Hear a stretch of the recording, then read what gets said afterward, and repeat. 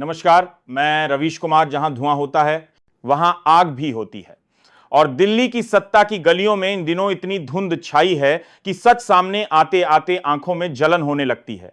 कौन सोच सकता था कि बीजेपी के सबसे सदाचारवादी चेहरे माने जाने वाले राजनाथ सिंह राहुल गांधी से चुपके चुपके मुलाकात कर लेंगे, और वो भी ऐसे वक्त में जब मोदी शाह की जोड़ी देश के भीतर और बाहर हर मोर्चे पर घिरती नजर आ रही है। सवाल यह उठता है कि क्या यह सिर्फ एक साधारण राजनीतिक संवाद था या इसके पीछे कोई ऐसा सच छिपा है जिसे बीजेपी छुपाना चाहती है। क्योंकि जितनी खामोशी से यह मुलाकात हुई उतना ही बड़ा बवाल इसने मचा दिया।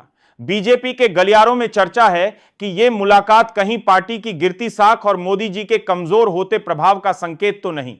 और क्या यह मुलाकात संघ के उस 75 की उम्र पर रिटायरमेंट वाले अनकहे नियम का हिस्सा है जिसके बारे में दिल्ली की चाय चौपालों में फुसफुसाहटें होने लगी हैं। संसद का माहौल भी इन दिनों अजीब है। ऑपरेशन सिंदूर को लेकर बवाल मचा है।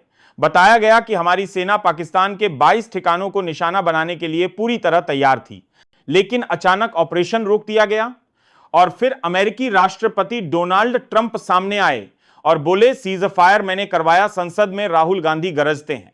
मोदी शाह के चेहरे पर पसीने की परत चढ़ जाती है। राहुल तंज कसते हैं, अगर हमला किया था तो पाकिस्तान से माफी क्यों मांगी? और यह कौन सी युद्ध नीति है कि छापड़ मारने से पहले डॉक्टर का अपॉइंटमेंट ले लिया जाए? संसद में गूंजते राहुल के सवालों के बीच राजनाथ सिंह चुपचाप अपनी नोटबुक में कुछ लिख रहे थे। यह सिर्फ रक्षा मंत्री की जिम्मेदारी थी या फिर सत्ता के भीतर चल रही किसी खामोश साजिश का इशारा? बीजेपी दफ्तर में आजकल चाय और चैन दोनों गायब हैं। हर तीसरा नेता पूछ रहा है, राजनाथ का अगला कदम क्या होगा? पार्टी में खुसर पुसर है कि राजनाथ खुद को क्लीन एंड कन्विंसिंग उम्मीदवार के रूप में पेश कर रहे हैं। मतलब संघ को सीधा संदेश, मोदी थक चुके हैं, अब मुझे आजमाओ। यानी दिल्ली की रसोई में जो खिचड़ी पक रही है उसमें राजनाथ का तड़का और राहुल का मसाला दोनों शामिल हैं। और यह सिर्फ मुलाकात नहीं बल्कि शायद सत्ता परिवर्तन की स्क्रिप्ट की शुरुआत है। उधर कांग्रेस भी चुप नहीं है।